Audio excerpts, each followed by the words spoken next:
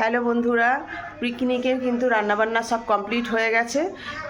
রান্না করে এসে বসেছি। এই যে এখানে মা বসে আছে, হ্যাঁ, আর এখানে আমি বসে আছি। ভাগ্নি কখন খাবো, এত টেস্টি রান্না হয়েছে, এজন্য বসে আছি, অপেক্ষা করে আছি কখন খাবো।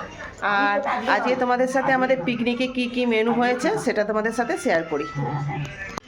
এইখানে দেখো ভাত, সরু চালের ভাত হয়েছে, দেরাদুন চালের। আর এখানে আছে স্যালাডে আছে গন্ধরাজ লেবু, শসা, পেঁয়াজ।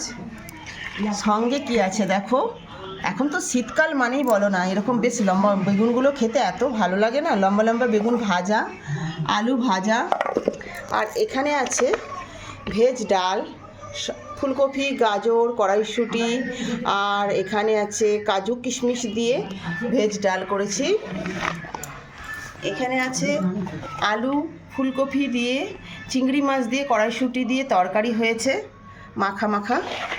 এখানে আছে পাবদা মাছ আর কাটাপোনা মাছের ঝাল হয়েছে কালো জিরে দিয়ে।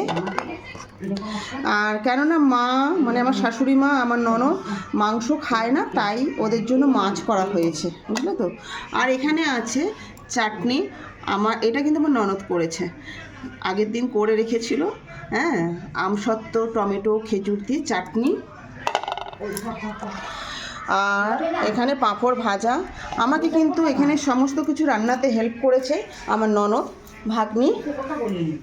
আর এখানে আছে মটনটা এখনও প্রেশার কুকারতে আমার খোলা হয়নি, হ্যাঁ, সবে নামিয়ে নিয়ে এসেছি। আজকে তো দেখলে আমাদের পিকনিকের লাঞ্চের মেনুটা, তোমাদের কেমন লাগলো সেটা কিন্তু অবশ্যই কমেন্ট করে জানিও।